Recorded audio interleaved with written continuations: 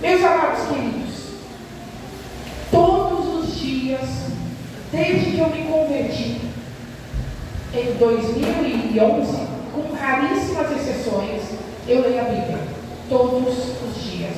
Nesse período, eu já li a Bíblia algumas vezes, inteira. Mas se eu ler amanhã de novo, vai ter coisas que Deus vai me mostrar, diferente de tudo que eu já li. Vão haver revelações que eu nunca tinha percebido. E foi o que aconteceu com essa passagem. Eu li essa passagem e falei, Senhor, não entendi. Não entendi isso aí. Como assim? Acrescentar a fé, a excelência moral, acrescentar a excelência moral. Não entendi nada, Senhor. E fui tomar banho, estava lá pensando nos meus compromissos, na morte da miséria. E aí começou, queridos, olha, eu não sei explicar para vocês, tá? É como se, quem aqui entende de informática? É como se tivesse acontecendo um download na minha cabeça. Começou a vir tudo numa versão assim, e eu fiquei doida, que eu tive que sair correndo do banho e começar a anotar tudo, porque senão eu não teria nada para falar para vocês. Sabem por quê, queridos? Porque não veio nada do meu conhecimento, não veio nada da minha sabedoria, veio tudo. Aleluia! Se eu não tivesse anotado, eu não teria com quem falar para vocês. Mas foi tanta coisa e tão rápido que eu fiquei o resto da manhã anotando. E vocês vão ver que coisa mais. Mas vamos lá. E Deus me mostrou, enquanto Ele me dava esse download, Ele me mostrou uma escadaria. Ele me mostrou um monte de pessoas, cada uma construindo a sua própria escadaria. Algumas já estavam um pouquinho mais altas, algumas estavam bem baixas e algumas estavam sentadas em alguns degraus sem fazer nada. E eu fiquei, Senhor, que mistério é esse? O que o Senhor está querendo me mostrar? E aí eu fui orando, e Deus foi me dando entendimento. Queridos, o nosso caminho para Cristo, o nosso caminho para a salvação, pode ser visto como uma escadaria que cada um de nós tem que construir. Se a gente optar por construir, você vai ser muito usado por Deus no poder. Você vai ser muito usado por Deus nos dons, na operação de maravilhas, assim como os pastores de vocês são usados. Mas se você não quiser, queridos, se você optar por ficar naquele degrau de boa, até o final da pregação eu espero que vocês cheguem às próprias conclusões, amém? Então aqui nós estamos falando de participar da natureza divina. Tem uma passagem da Bíblia que diz assim, vós sois deuses. O que Deus está querendo dizer com isso? Que a vontade dele é que todos nós um dia sejamos como ele. Nós não fomos criados à imagem e semelhança de Deus? Sim. Nós não fomos criados para a vida eterna? Sim. Nós não fomos criados para a santidade? O que nos afastou disso? O que nos desviou disso? Nós fomos criados com esse propósito de sermos iguais a Deus, mas nós é que nos afastamos disso. Nós nos deixamos se afastar disso. E aí eu fui vendo na escadaria, a primeira coisa, volta para mim, por favor, no versículo 5, por favor. E à medida que Deus ia me mostrando, Ele me mostrou assim, vós também acrescentai a vossa fé. Eu falei, Senhor, a fé é o primeiro degrau? E Deus me falou, não, Fernanda, a fé é o fundamento. O que Paulo fala sobre o fundamento? Pois a fé é o firme fundamento das coisas que não se veem. A fé é a base, queridos. Se eu fosse comparar para vocês, é como se você tivesse um carrinho e a fé fosse o combustível para tu sair do lugar. Mas, queridos, além do combustível, tu tem que saber para onde tu está indo. Glória a Deus. E era isso que eu perguntava para Deus. Eu falava, Senhor, eu me converti. E agora? E agora, Senhor, o que eu faço com isso? Eu creio que o Senhor é Deus. Eu creio que o Senhor morreu na cruz por mim. Eu creio que o Senhor deu o seu sangue para que eu tivesse a vida eterna e não fosse condenada para sempre. Mas o que eu faço agora, Senhor? O que o Senhor quer de mim? O que o Senhor quer? Eu posso ir nos cultos, respeitar os meus pastores e está tudo bem? Você se pergunta isso? Você se pergunta isso? Eu me perguntava muito isso. É suficiente, Senhor? É isso que o Senhor quer de mim? Então por isso que eu falo que essa palavra mudou a minha vida. Porque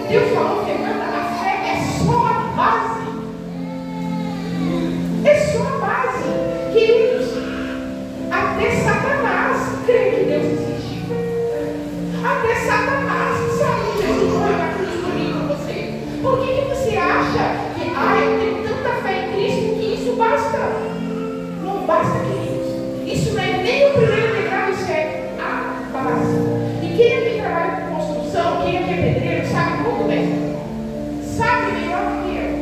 Que você pode fazer a casa mais linda do mundo, mais luxuosa do mundo. Mas se você não fez um novo fundamento, o que vai acontecer nessa casa? Vai rachar.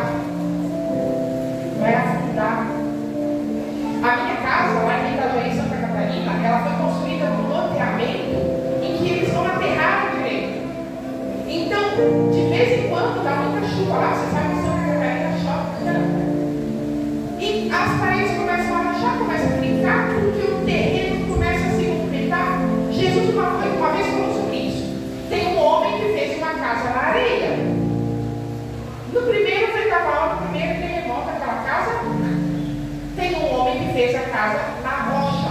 Então a nossa fé é para nos. A tua fé é para aqueles dias que está dando tudo errado, como foi profetizado hoje. Você não vê saída, mas você vê saída em Deus. Você sabe que você tem que levar os seus olhos para o monte, porque é de lá que vem a tua salvação. É isso que é fé. Mas se você tiver fé e você não se mover conforme essa fé, meu querido, sinto muito. Você não vai chegar perto de Deus.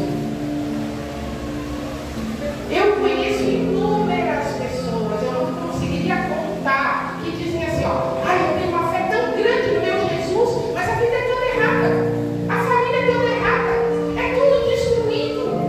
Vocês acham que essa pessoa está agradando a Deus desse jeito? Não. Ela tem fé, mas ela não se move conforme a sua fé. Ela está lá, queridos, não tem nem degrau, coitada. Ela está lá embaixo. Por isso que Pedro falou, acrescentai à vossa fé o primeiro degrau, que é a virtude. Na minha tradução, chama de excelência moral. O que é excelência moral? O que é virtude? Todos nós sabemos, né? Se você for procurar no dicionário, moral está relacionado a código de conduta correta. Ser uma pessoa correta. E eu comecei a meditar, Senhor, o que o Senhor está querendo dizer aqui? Que excelência moral é essa? Quais são as regras que eu tenho que seguir para ter excelência moral? E Deus falou, Fernanda, essa é muito fácil. Quem arrisca? Quais são as regras que a Bíblia nos dita, que são a base de tudo para você ser considerado uma pessoa correta? Não estou falando justificada, não. Correta. Onde é que está isso? Quando Moisés subiu ao monte Sinai, o que Deus entregou para ele? Você conhece os 10 mandamentos? Queridos, isso é o primeiro degrau. Por que, Fernanda? Porque ser uma pessoa correta não te garante salvação. Eu conheço muitos juízes, pessoas, professores, né? Tem algumas classes profissionais assim, que a pessoa é muito certinha, muito correta. Juiz, professor, conheço muitas pessoas assim, conheço advogados também, que são pessoas extremamente corretas, queridos. Mas se você falar de Jesus para eles, eles dizem assim, depois a gente tem essa conversa. Assim como alguns homens falaram para Paulo no livro de Atos. Então, essas pessoas, elas são corretas, elas seguem os mandamentos que eu vou ler para você. Se você não aprendeu lá na escola bíblica dominical, eu vou ler para vocês resumidamente, tá, queridos? Só para você ver o que é o primeiro degrau.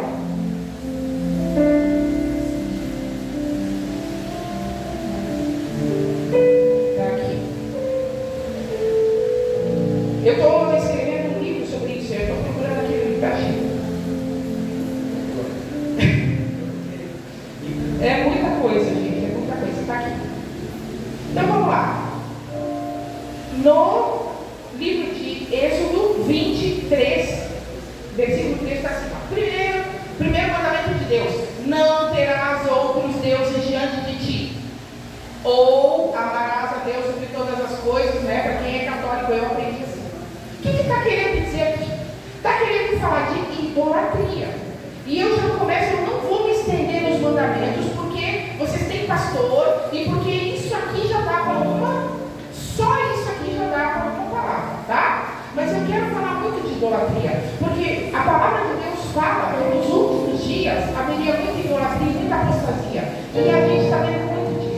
Idolatria é amar mais qualquer coisa ou qualquer pessoa além de Deus. Inclusive meu esposo, pastora? Sim. Inclusive meus filhos, para a pastora? Sim. Inclusive meu trabalho, pastora? Sim. Inclusive meu carro, minha casa? Sim. Se você ama mais qualquer coisa, qualquer pessoa, mais do que Deus, querido, você não conseguiu passar nem no primeiro mandamento, no primeiro degrau. É forte. Só que o que acontece? O nosso Deus é um Deus, a Bíblia chama ele de ciumento, ele tem ciúme de mim e de você. Sabe por quê? Porque foi ele que nos criou. Ele nos criou para adorá-lo e não adorar as coisas. E não adorar pessoas. Eu conheço lá na nossa igreja, a gente tinha muitas mulheres que diziam assim: ai, pastora, eu até quero servir a Deus, mas o meu esposo não quer ir no culto. Então, o dia que ele quiser ir, a gente vai antes de dizer no culto. Está errada. Está errada. A palavra de Deus fala que a mulher ganha o coração do seu esposo para Jesus. Repito, eu não posso ir passando em todas as passagens, tá? Porque não vai dar tempo. Mas para a Bíblia. Então, se você quer servir a Deus, começa a vir aos cultos. Começa amando mais a Deus do que o seu esposo. Aleluia. E daqui a pouco vão estar vocês dois amando mais a Deus do que um ao outro. Aleluia. Sabe o que vai acontecer? O casamento de vocês vai ser maravilhoso. O casamento de vocês vai ser uma bênção. Tudo que é problema que tem hoje não vai ter mais. Teu marido bebe, ama mais a Deus. Os teus filhos são rebeldes, ama mais a Deus. Está faltando dinheiro, está faltando emprego, ama mais a Deus.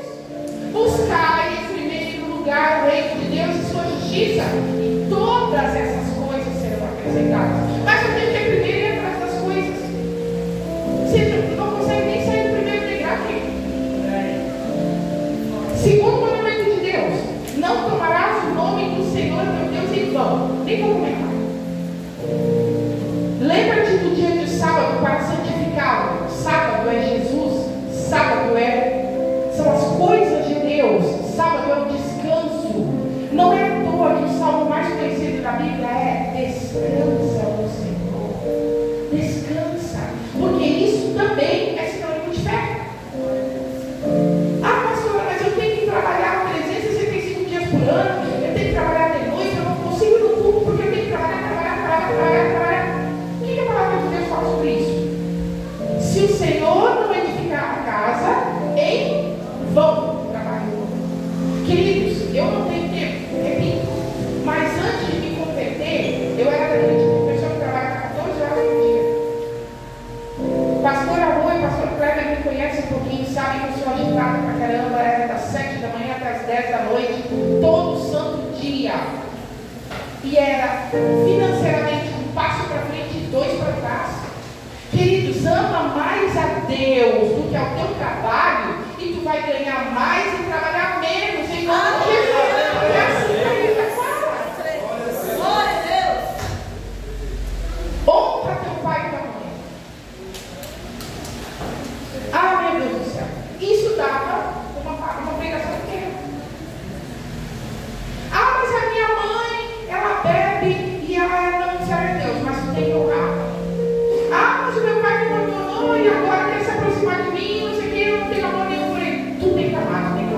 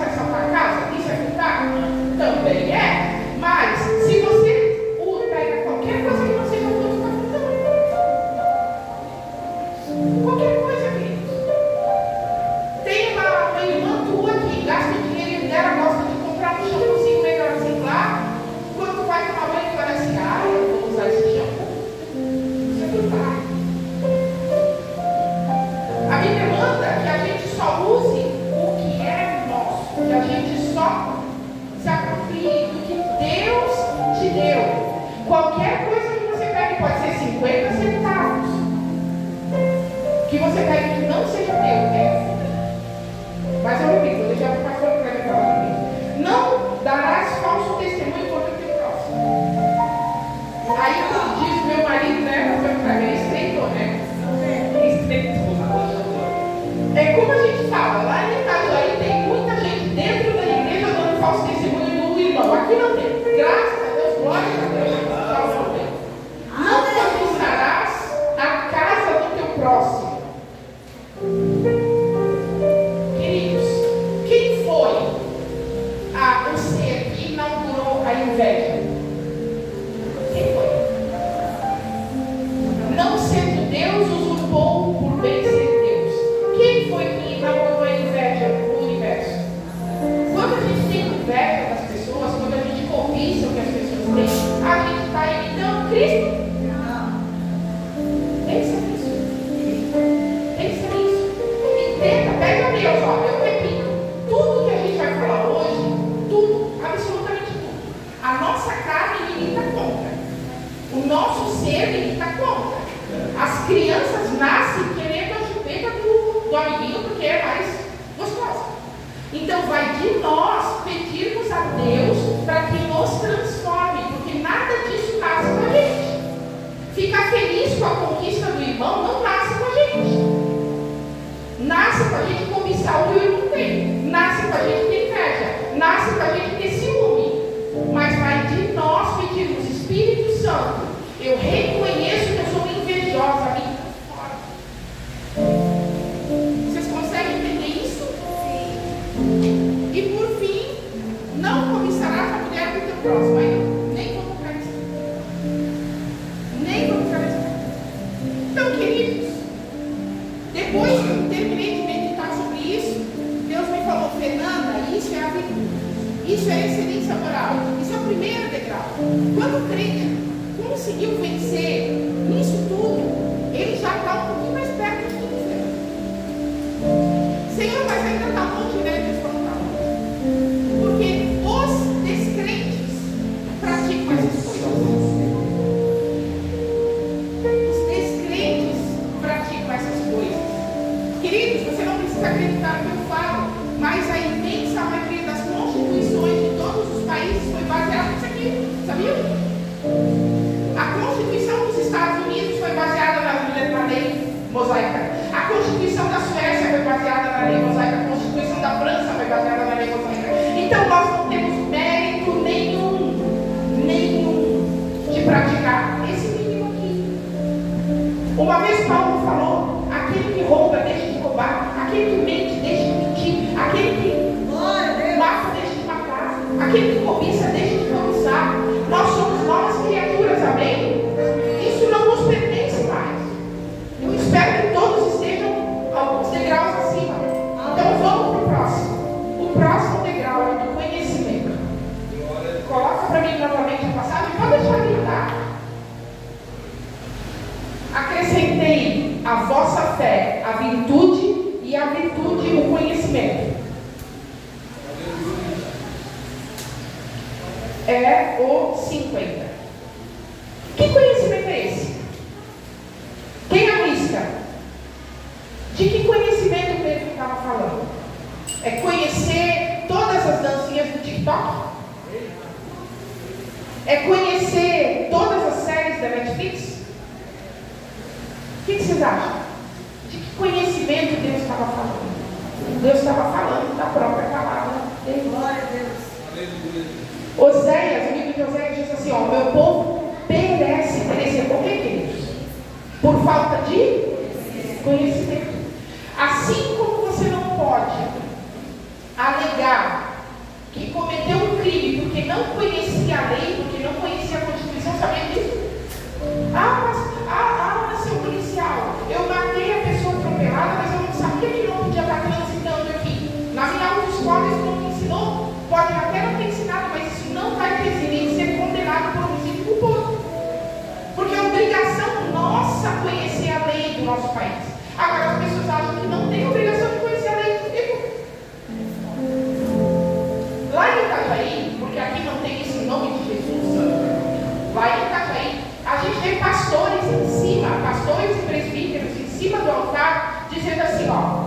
Irmãos, eu amo Jesus, mas eu nunca consegui ler a Bíblia inteira, irmãos. Como é que você conhece alguém que você ama? Como é que você ama alguém que você não conhece? Quem é a palavra de Deus? No início era o Verbo, e o Verbo era Deus, e o Verbo estava com Deus. Sabe quem é o Verbo? A palavra é Jesus, é o próprio. A Bíblia fala dele de Gênesis a Apocalipse. Glória a Deus. Desde Gênesis tem menções a Jesus Cristo, né? Quando Deus fala assim, ó, façamos o homem, façamos o homem a nossa imagem e semelhança. Deus está falando isso porque ele é soberbo? Não, porque ele não era só ele. Era ele, Jesus e o Espírito Santo. Aleluia. Todas as coisas foram feitas por ele, para ele, com ele. A Bíblia fala de Jesus desde Gênesis até o Apocalipse. Querido, se você diz que ama Jesus, você tem que tentar conhecê-lo. Eu tenho certeza que a maioria de vocês já teve a experiência de gostar muito de alguém. Oh, aquela minha amiga lá é top, aquela minha amiga é tão legal. E aí você foi morar com a amiga. Vocês já tiveram essa experiência ou fui só eu? Lá em Santa Catarina a gente diz assim, ó, você só conhece uma pessoa quando come 1 quilo de sal com ela. Isso é falado aqui também? Comer 1 quilo de sal demora, gente. Olha, eu não gosto de comida salgada. Mas comer 1 quilo de sal são meses e meses. E às vezes não é no primeiro quilo, não, é no segundo, no terceiro. Você não pode dizer que ama alguém que não conhece. Se você diz que ama Jesus, mas a imagem que você tem de Jesus é só uma projeção de ti mesmo, você não ama Jesus, desculpa, você ama você. O Deus que eu sirvo, vocês vão escutar isso, né? O Deus que eu sirvo, Ele ama todo mundo, independente do que a pessoa faça. Queridos, isso não está caminho. Então, o Deus que tu ama é você, não é o Deus da Bíblia. Porque o Deus que está na Bíblia, Ele separa os justos dos injustos, os crentes dos ímpios, Ele separa os salvos dos não salvos. O Deus que eu sirvo não ia criar uma pessoa com tendências homossexuais se você vai condenar queridos, então vai ler a Bíblia, depois a gente conversa.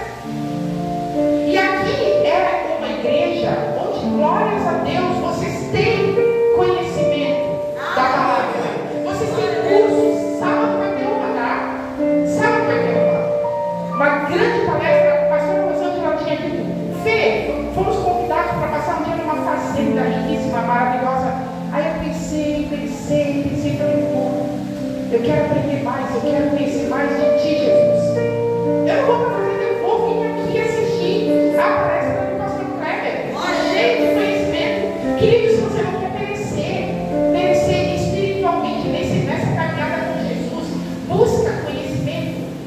Paulo falou isso, vocês têm que conhecer e buscar continuar conhecendo. Porque o segundo degrau, já feito aqui, segundo degrau é o conhecimento. Entenderam? Glória a Deus. Aí depois que você leu a Bíblia umas 2 vezes inteira, pastor, mas eu detesto ler. Queridos, eu sei que muitas pessoas detestam ler porque não foram ensinadas a ler. Porque qualquer criancinha pequena, seja ensinada e estimulada a ler pelos seus pais, ela vai amar ler. Não tem como não gostar. Mas tá bom. Você não foi estimulado a gostar de ler. Amém. Só que eu vou te dizer uma coisa. Ler a Bíblia é diferente. É verdade. É diferente, queridos. Não é que nem ler um romance, que nem ler um livro acadêmico, que nem os que eu li todo dia, que é chato. Ler a Bíblia é o único livro que você lê na companhia do autor. Glória a Deus.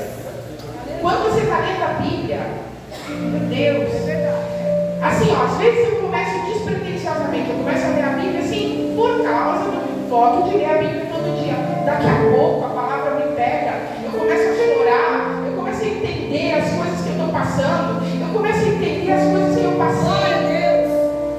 Porque Jesus está aqui, Ele é isso. Então você tem que ler a Bíblia, queridos, não tem como. Tem escapatória, pastora? Não tem, disso não tem. Terceiro degrau. Agora no versículo 6. Esse é cabeludo, tá? Esse é cabeludo. Vocês têm que acrescentar ao conhecimento a temperança.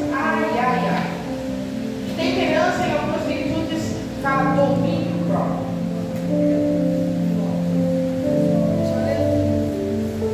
Tem crente que está há 50 anos dentro da igreja e está parado nesse degrau. O que é domínio próprio? Se você for estudar, é o domínio da carne. É quando a carne quer fazer coisas e ela quer fazer o tempo todo e você não consegue dominar. Claro, né? A primeira coisa que a gente pensa são pessoas que têm algum tipo de vício. A gente cuidou de uma família que todas as mulheres fumavam. Eu falava para elas, à medida que você for recebendo mais do Espírito Santo, ele vai tirando de ti a vontade de fumar. Só que elas não buscaram o Espírito Santo. Ele tinha. Vocês estão olhando para uma mulher que bebia que nem homem. Os homens às vezes paravam de beber e eu continuava. Uma vez, queridos, Senhor, perdoa, mas eu vou contar. Uma vez, eu tinha tanta resistência para a bebida que uma vez eu pensei, hoje eu quero ficar bêbada de cair, porque eu não ficava bêbada de cair. Eu ficava bêbada, mas não ficava mal. Aí eu tomei sozinho uma garrafa de barriga. Aí eu fiquei bêbada. Sabe o que aconteceu quando eu me converti, quando eu entreguei a minha vida para Jesus de verdade? Simplesmente eu não quis mais beber.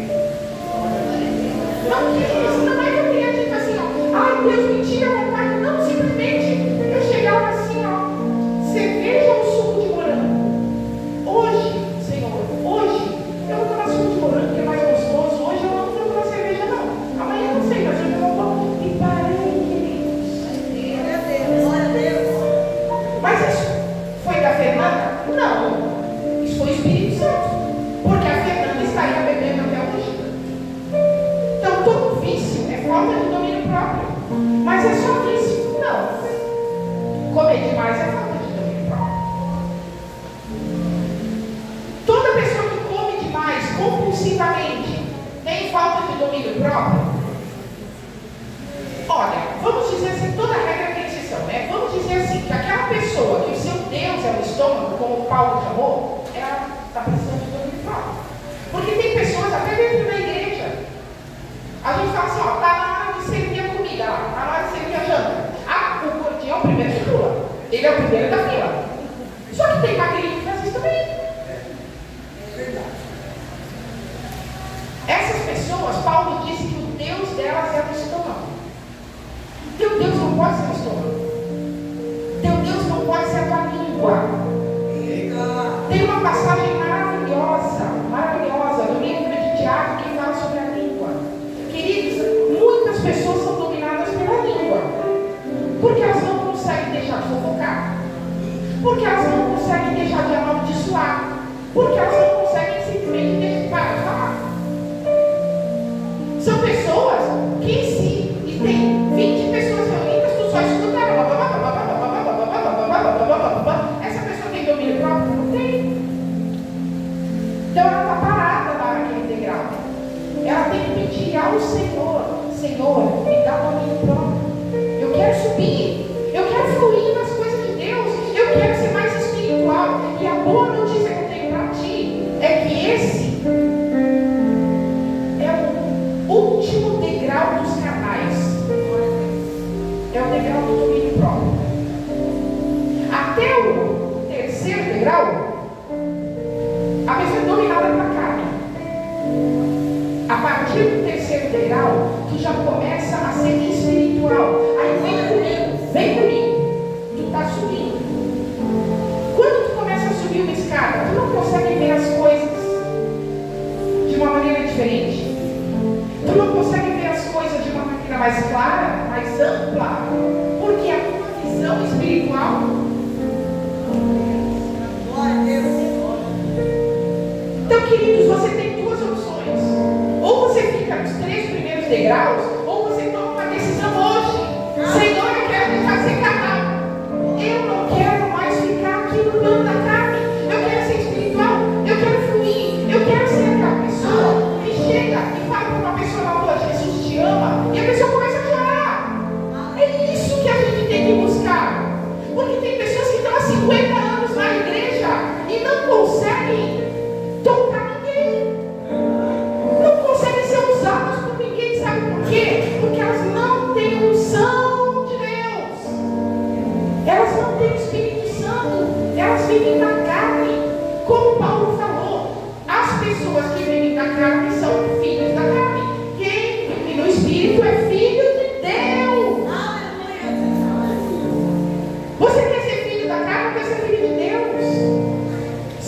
esse terceiro degrau, queridos, começa a dominar a tua carne. Quando a tua carne fala assim, ó, vai lá e come a terceiro potinho de sobremesa. Fala, não, carne, fica quieta.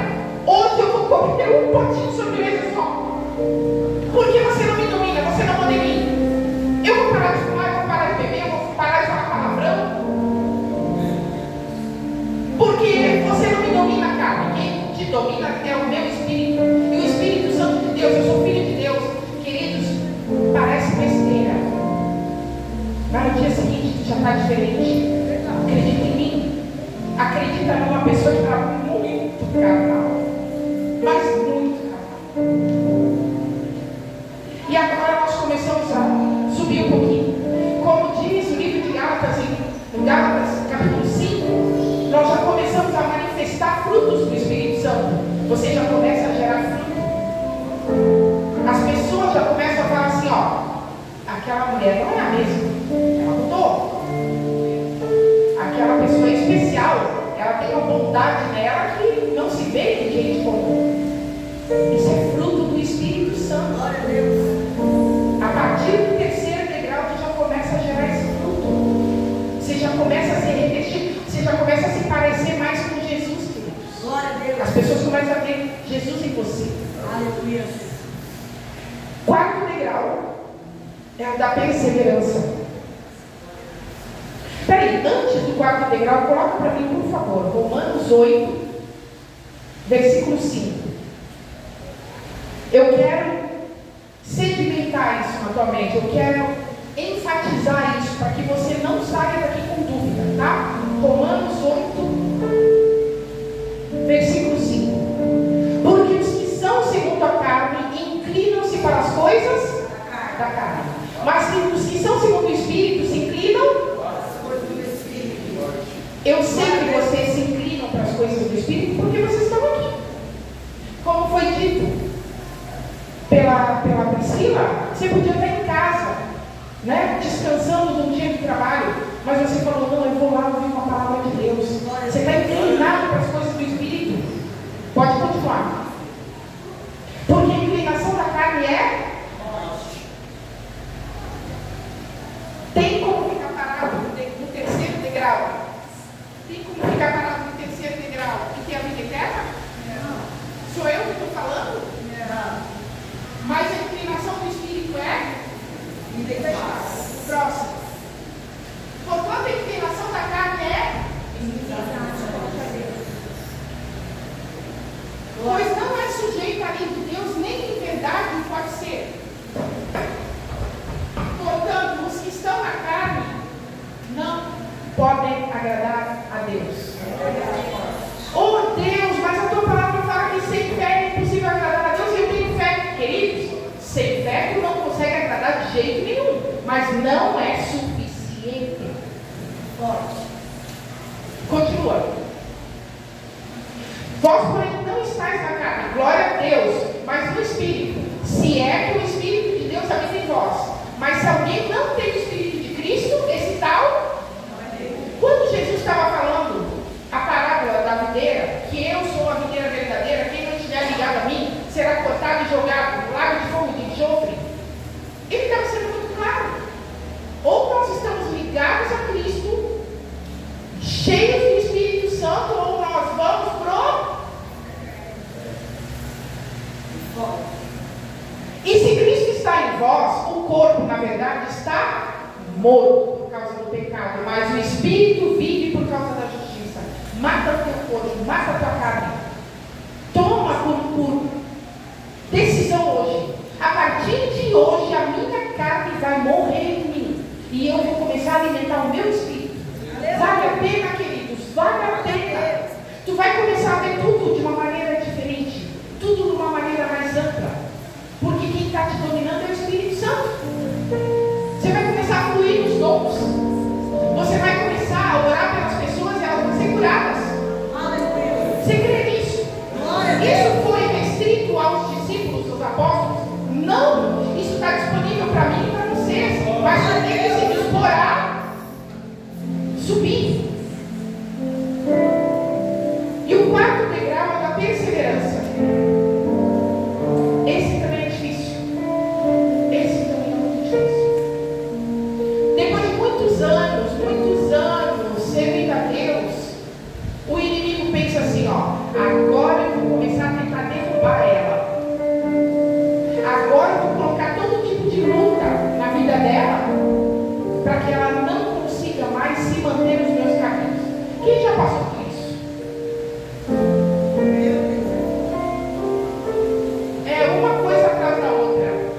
decepção atrás da outra, é uma frustração atrás da outra.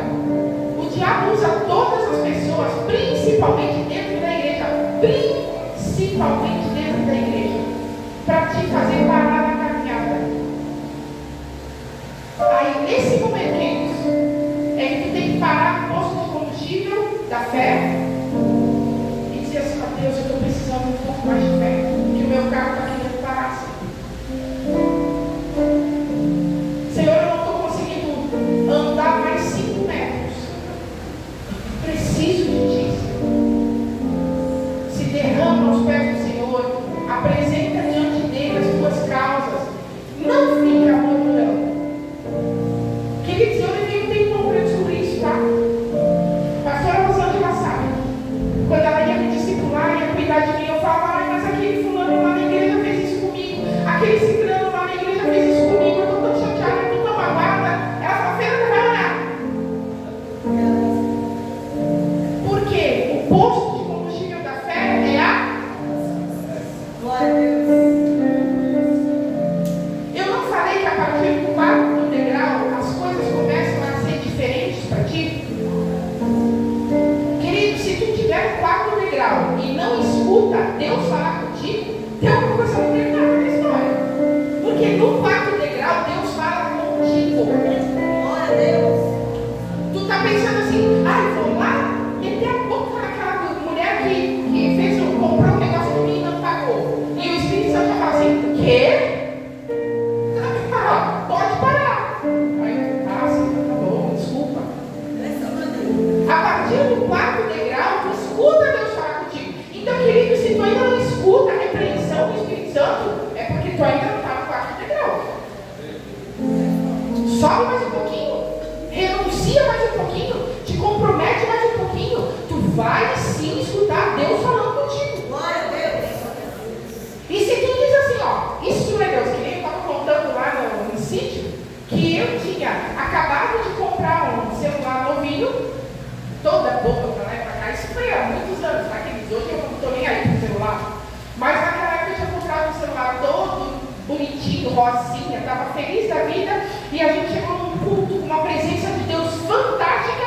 E eu estava lá orando: Senhor, a minha vida é tua. E Deus falou: quero ver, me dá o teu iPhone. Aí eu: hã? Isso é Deus, não? Não, Senhor, não, eu acabei de comprar. Como que não? E Deus falou assim: eles vão pedir oferta agora, vai ser uma oferta alçada, importante, e tu vai lá sacrificar aquilo que está te afastando de mim, Deus. Aí eu falei assim: ó, não é Deus. Daqui a pouco o irmão tocou no meu ombro assim: é, irmão, tá difícil, né? Mas Deus está te mandando dar. Fui lá e peguei a porcaria do telefone dele. E o que aconteceu? Deus me deu muito mais, queridos. Glória a Deus. Deus me recompensou muito mais. Sabe quando Abraão teve que sacrificar o seu próprio filho? Deus sabia que ele ia ser pai de multidões. Mas Abraão ainda não sabia. Abraão foi pela fé, foi pela palavra, foi pelo domínio próprio. Então, perseverar é muito difícil, é muito difícil. Coloca para mim, por favor, 2 Timóteo 4, versículo 7. Paulo falou: pouco antes de morrer, de ser decapitado, né? Paulo foi decapitado, né? Combati o bom combate, acabei a carreira e guardei a fé. Eu não sei se você já se deu conta disso, queridos, mas eu e você estamos numa guerra. Ninguém está passeando no parque, não, tá? Ninguém está passeando no parque. O que a gente está fazendo aqui é uma guerra nas hostes espirituais. Eu e vocês estamos combatendo as hostes espirituais da maldade todo santo dia. Então é fácil levar lambada, cair, levantar, levar lambada, cair, levantar. Não é. Mas sabe qual é o lado maravilhoso da cicatriz? Eu sempre falo isso. Você sabe o que caracteriza um tecido que está cicatrizado? ali não dói mais. Glória a Deus. Você não pode dizer para Deus assim, ó, Senhor, eu não quero fazer isso porque isso me machuca. Senhor, eu não vou entrar nessa batalha porque isso aí me faz sofrer. Manda outro, Senhor. O meu esposo sempre fala, aquilo que você não venceu, Deus até te dá uma pausa. Ele fala assim, ó, fica sentadinho aí nesse degrau, fica. Te dou uma pausa. Mas daqui a pouco, a prova volta. Porque a gente tem que vencer. Perseverar, eu acho que é a parte mais difícil. Porque a gente tem que vencer, queridos. Você tem que vencer. Eu conheço gente que está na igreja há muitos e muitos anos e nunca conseguiu perdoar. Nunca conseguiu perdoar. Ah, mas é que a senhora não sabe o que ele me fez. Queridos, ninguém foi mais afrontado, ninguém foi mais humilhado do que Jesus. E lá, ainda pregado na cruz, ele olhou para Deus e falou assim, ó, Pai, perdoa o que eles estão fazendo, porque eles não sabem. Sabe a pessoa que te feriu? Sabe a pessoa que te magoou e às vezes te magoa todos os dias? Ela não sabe o que está fazendo, queridos. Se ela soubesse o tamanho da condenação que ela está trazendo para a vida dela, ela não faria. É porque ela não sabe, ela não tem noção. Assim como aquelas pessoas que sacrificaram Jesus, que mataram Jesus, a pessoa que te magoa, ela não sabe o que está fazendo. Sabe o que você tem que fazer? O que eu e você temos que fazer? A gente tem que orar por aquela pessoa, para que a misericórdia de Deus alcance ela e os olhos dela se abram. E um dia ela começa a construir a escadinha dela. Queridos, a escada dela vai ser tão dura. A escada dela dele vai ser tão sofrida, você não tem noção. Muito mais que a tua. Porque você resolveu amar mais a Deus do que o ódio que você tem. Glória a Deus. Aleluia, Jesus. É sobre isso, queridos. Perdoar é amar mais a Jesus do que o rancor que a gente carrega. Vocês estão entendendo? Glória a Deus. E aí a gente chega no quinto degrau. Eu nem sei que tempo eu tenho, estou falando já faz mais de uma hora, né? Mas eu vou me acelerar agora. O quinto degrau é o degrau da piedade. Eu não sei vocês, mas eu achava que piedade era compaixão. Para mim, pessoa que tinha piedade era a pessoa que tinha compaixão dos outros, pena dos outros. E não. Se a gente for olhar no dicionário, piedade é um amor respeitoso pelas coisas de Deus. Pastora, como assim? Toda vez que a Bíblia se refere a um homem piedoso, a uma mulher piedosa, ela estava se referindo a uma pessoa que ama as coisas de Deus. Uma pessoa religiosa, mas no bom sentido, tá? Não religioso no sentido que acha que o seu cabelo, a sua saia, o seu não esmalte, construiu alguma escada diante de Deus. Tem pessoas que acham, né? Se eu andar, né, com um cabelão e um saião, eu não preciso fazer mais nada, que está tudo bem diante de Deus. A gente vê pela palavra que não. Né? Podemos colocar aí o saião e o cabelão lá no domínio próprio. Mas é muito mais do que isso que Deus pede da gente. E a piedade é quando você deixa de ir para a praia, que é uma coisa que acontece muito lá em Santa Catarina, para ir para a igreja, porque o teu amor é pelas coisas de Deus. Piedade é quando o teu pastor fala assim, ó, a gente precisa de gente para ajudar na saída das crianças, e você, ó, eu, pastor, isso é piedade. É amor pelas coisas de Deus, é um amor respeitoso. É aquela pessoa que entende que isso aqui não é um salão clube. Esse lugar onde eu e você estamos não é um clube.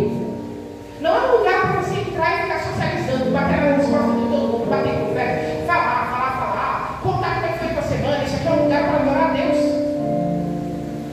Quando você chega nesse nível de compreensão, subir aqui, é uma coisa que te custa. É uma coisa que te faz sofrer. Você pensa assim, Senhor, porque hoje em dia, queridos, hoje em dia, Deus não fulmina as pessoas no altar por causa de Cristo. Porque antigamente ele fazia isso. Peça um dia do pastor Kleber dar palestra para vocês. Eu tenho certeza que ele já deu sobre o tabernáculo, sobre o templo. Se uma pessoa se apresentava diante de Deus sem piedade, ela era fulminada. O sumo sacerdote era a única pessoa que tinha acesso à Arca da Aliança e apenas uma vez por ano. E você sabe como é que ele entrava no Santo dos Santos para oferecer a oferta da Arca da Aliança? Com uma corda amarrada na cintura e com um monte de sinos na roupa. Porque se ele se apresentasse e Deus não se agradasse da oferta dele, ele era fulminado lá e eles puxavam o corpo dele com a corda. Hoje em dia Deus não faz mais isso por quê? Por causa de Cristo. Mas tem muita gente que não tem mais piedade. Tem muita gente que não tem mais reverência.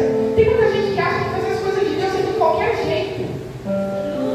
Tem muita gente que não tem temor por esse lugar aqui, queridos. Tem muita gente que acha que se eu estiver na igreja, eu posso fazer de lá uma extensão da minha sala. Aqui não é a minha sala, queridos. Aqui é a casa de Deus. Aqui é a casa de Deus. Irmã, você não pode não vir para a igreja de ministério. Ela pode, querida.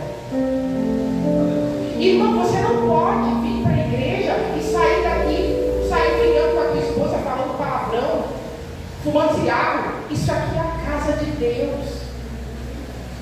Por amor a Cristo, Deus pode até, não te fulminar na hora, mas se tu continuar fazendo, Deus te fulmina. Estava contando hoje daquele abençoado que chamava a polícia para vocês toda a vida lá no outro templo. Quem estava naquele culto que meu esposo pregou? Tinha um abençoado que morava na frente do outro templo e que toda noite chamava a polícia para ataque. E aí os policiais chegavam e diziam assim, mas o som não está muito alto, não sei por que ele não chamou aqui. Ele chamava por quê, queridos? Movido por amor, movido por piedade. Ele chamava movido por quê? Quem é dentro dele que não chamava a polícia para o boteco do lado e tocava funk até de manhã,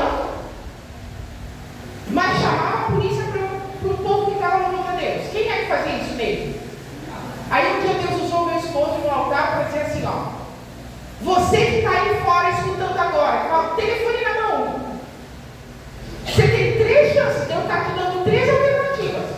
Ou você se muda, ou você para de reclamar e chamar a polícia para a igreja, ou você vai descer a sepultura. Adivinha o que aconteceu? Estou mentindo, pastor Kleber? Porque o nosso Deus não mudou, não. O nosso Deus não mudou, não. Aquele homem não estava ligado a Jesus. Mas eu e você estamos. Tu quer subir mais um degrau? Suba o degrau da piedade. Tenha temor a Deus, tenha respeito pela casa de Deus. Isso aqui não é passar, repito, isso aqui não é uma chacrinha. Não é um clube, isso aqui é a casa dele. A gente tem que fazer como ele gosta. 6º degrau, o da fraternidade. Anseio de vida com os irmãos. Anseio de comunhão com os irmãos. Salmo 133. Ó, quão bom e quão suave é quando os irmãos vivem em briga. Ó, quão bom e quão suave é quando as irmãs vivem em disputa. Quem é melhor? Quem canta melhor? Quem prega melhor? Quem serve melhor a ceia? Não. Ó, quão bom e quão suave é quando os irmãos vivem em. Você consegue viver em união com os irmãos sem brigar? Ou se você ficar 2 dias num sítio como nós ficamos, daqui a pouco o pau pega, dá boletim de ocorrência. Esse é o degrau da fraternidade. É você ter prazer de estar com os irmãos, conviver com eles em união, em harmonia. Na minha família, queridos, a gente tinha uma brincadeira de ano novo. Todo ano novo a gente dizia: hoje a festa de Réveillon vai ser diferente. Só que ninguém servia a Deus. Eles iam jogar carta, daqui a pouco já estavam se estranhando, daqui a pouco já era isso, já era aquilo. Quando ia ver, já tinha um chorando no canto. Aí eu e meu primo nos olhávamos assim: ano que vem, ano que vem. E foi indo, ano que vem, nunca chegou o Réveillon em harmonia, em união. Porque não existia Deus lá. Sem Deus não há fraternidade. Não existe. Não importa o que o político diga. Sem Deus não há fraternidade. Sem Deus é um querendo comer o filho do outro. É um querendo tirar vantagem do outro. É um querendo ganhar presente, dinheiro do outro. É um querendo passar por cima do outro. Sem Deus é assim que a gente age. Ou eu estou mentindo? Mas só minha família está assim. E chegamos finalmente no 7º degrau. Eu resumi muito para vocês. Resumi muito, tá? Peço perdão se não ficou muito claro. Mas chegamos no 7º degrau, que é o amor. Só que Deus não está falando aqui do amor, paixão, né? Hoje em dia tudo é amor. Hoje em dia as pessoas têm amor por cachorro, as pessoas têm amor pelo banco, as pessoas têm amor. Tudo virou amor. A palavra amor foi banalizada. Mas eu vou ler para vocês, e eu faço questão de fechar essa palavra lendo para vocês o que é amor segundo Deus. Aliás, Ele é amor. O amor é Ele e Ele é amor. Mas eu vou ler para vocês o que é amor segundo Deus, tá bom? 1 Coríntios 13. 7º degrau. E 7 é o número da perfeição. 1 Coríntios 13, versículo 1. Ainda que eu falasse 13:1. Ainda que eu falasse em línguas dos anjos, você pode sapatear o altar. Você pode falar em línguas o quanto você quiser, você pode falar em outras línguas. Deus pode te usar para curar pessoas, mas se você não tiver amor, será como metal que soa ou como sino que tine. O que Deus está querendo falar aí? Sabe quando você bate numa... Aqui, ó.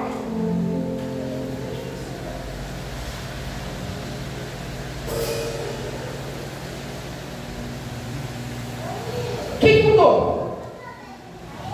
Só fez? Tem gente que só está fazendo barulho dentro da igreja. Mas está lá no 3º degrau.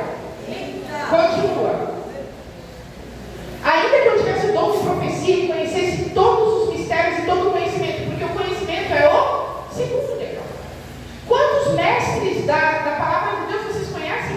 Teólogos que conhecem ali a Bíblia no grego, no hebraico, mas não tem amor por ninguém. É uma peste. Se puder, condena todo mundo para o inferno. Ainda que eu tivesse o dom da profecia e conhecesse todos os mistérios e tivesse todo o conhecimento, e ainda que eu tivesse... então a fé não é suficiente? Não é. De maneira tal que eu transportasse os montes, se eu não tivesse amor, eu tenho nada assim. Continua. Ainda que eu distribuísse toda a minha fortuna para sustento dos pobres, e ainda que eu entregasse o meu corpo para ser queimado, por amor a Deus, isso é piedade, e não tivesse amor, nada disso me aproveitou a mim. Você pode parar no 5º degrau, queridos? Continua. O amor é sofredor. Mas Jesus falou: levai sobre mim, sobre vocês o meu jugo, mas o meu jugo é suave e o meu fardo é leve. Agora, ele não disse que não ia ter fardo. Ele não disse que não ia ter jugo. Tem. A gente sofre, tá? O amor é sofredor, o amor é benigno. O amor não é invejoso. O amor não trata com leviandade. O amor não se ensoberbece. Ensoberbecer-se é vaidoso. Melhor maneira de eu, Fernanda, desconfiar chega no altar e começa a falar dele e não de Jesus. Eita. Eu deixo de escutar aqueles, eu ligo o modo desliga em mim e vou pensar em outra coisa. Porque aqui é um lugar de se falar dele. Aleluia.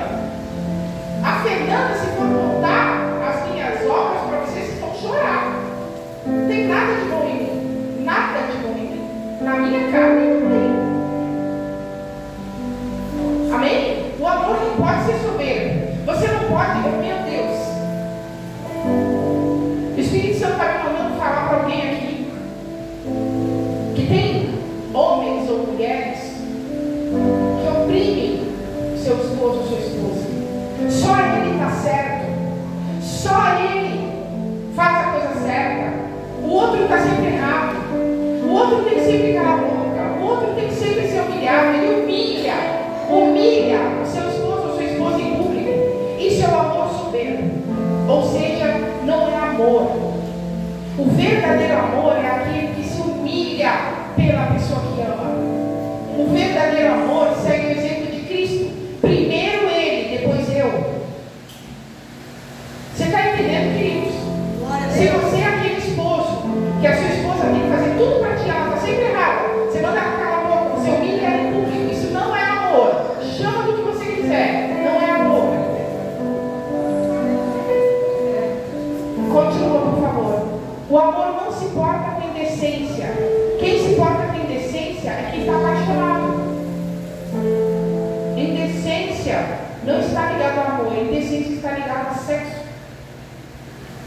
O amor não busca os seus interesses, o amor busca os interesses dos outros. O amor não se irrita. Ai, ai, ai. Comigo ninguém tira farinha. Pode falar o que quiser, mas a última palavra é minha. Tem gente dentro da igreja falando isso. Ah, não, comigo ninguém se passa, não. Tu está lá no terceiro degrau, queridos. Vai orar, porque o amor não se irrita e o amor suporta tudo. O amor aceita a pessoa como ela é, mesmo que às vezes não faça o que você quer. O amor não suspeita mal. Aquela pessoa que em tudo vê maldade, tudo ela vê maledicência. Se a irmã veio com um casaco branco, bonito, peludo, é porque ela queria se aparecer. Entendeu? É aquela pessoa que os olhos dela são maus. A Bíblia fala assim, ó, se os teus olhos forem maus, tudo que você vê vai ser bom. Meu Deus, é verdade. Eita. Pode continuar. O amor não se folga com injustiça, mas folga com a verdade, se alegra com a verdade. Pode continuar. Tudo sofre. Tudo. Pastor, eu não aguento mais meu marido. O amor tudo sofre. Deus pode transformar teu marido. Jesus pode transformar teu marido. Quem é que está falhando em buscar por ele? Quem é que está falhando em se ajoelhar diante de Deus pelo teu casamento? Querido, se eu fosse contar para vocês tudo que eu passei no meu casamento, vocês iam dizer, nossa, como é que vocês ainda estão juntos? Não é por mim. É porque o amor de Deus que existe em mim, tudo sofre, tudo crê, tudo aceita, tudo. Tudo espera, tudo suporta. Continua, por favor. O amor nunca falha, mas havendo profecias serão aniquiladas, havendo línguas cessarão, havendo conhecimento desaparecerá. Eu imagino que o dia que a gente chegar lá em cima e for falar do nosso conhecimento para Deus, ele vai dar tanta gargalhada na nossa cara, ele vai falar, vocês entenderam tudo errado, não era nada disso. Pode passar. Porque em parte conhecemos e em parte profetizamos. Mas quando vier o que é perfeito, então o que é em parte será aniquilado. Quando eu era menino, falava como menino, sentia como menino, pensava como menino. Mas logo que cheguei a ser homem, acabei com as coisas de menino. Próximo. Porque agora vemos por espelho em enigma, mas então veremos face a face. Agora, tudo que a gente conhece, queridos, tudo que a gente conhece só parcialmente. Mas um dia, nós conheceremos como também sou conhecido. Agora, pois, só para ficar claro, tá? Só para ficar claro. Agora, pois, permanecem a fé, a esperança e o amor. Estes três. Mas o maior é amor. Só a tua fé não te salva, Deus. Deus quer mais de ti. Deus quer que você flua. Deus quer te pegar mais perto dele. Deus quer que você comece a ver as coisas de uma maneira por cima. Não dessa maneira estreita que você está vendo hoje. Mas você tem que construir a escada. E para finalizar, fechar, volta para mim, por favor, em 2 Pedro 1, versículo 8.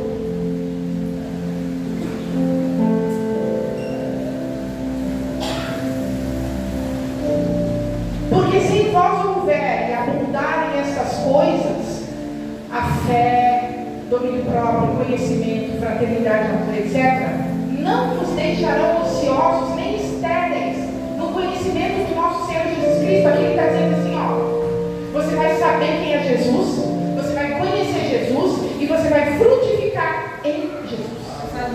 Próximo. Próximo, por favor. Pois aquele em quem não há estas coisas é cego.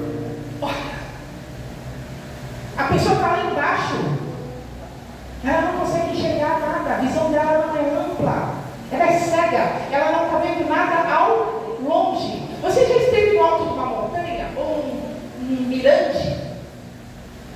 Você vê quilômetros e quilômetros na sua frente, queridos. É nesse lugar que Deus quer te levar. Deus quer abrir a tua visão, quer abrir o teu entendimento, mas você tem que subir.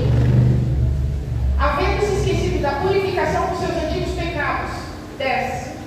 Portanto, irmãos, procurai fazer cada vez mais firme a vossa vocação e eleição, porque fazendo isto, nunca jamais tropeçareis. E 11. Porque assim vos será amplamente concedida a entrada no reino eterno de nosso Senhor e Salvador Cristo. Glória a Deus. Eu repito para os irmãos, essa palavra mudou minha vida. Eu comecei a entender um monte de coisas que eu não entendia, coisas dentro da igreja que eu não entendia, coisas acerca do mundo espiritual que eu não entendia. Eu espero que você tenha entendido também.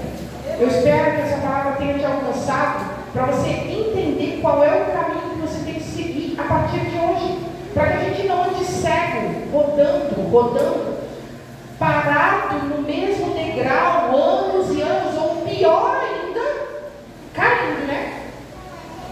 Despencando lá de cima, tendo que começar tudo de novo, queridos.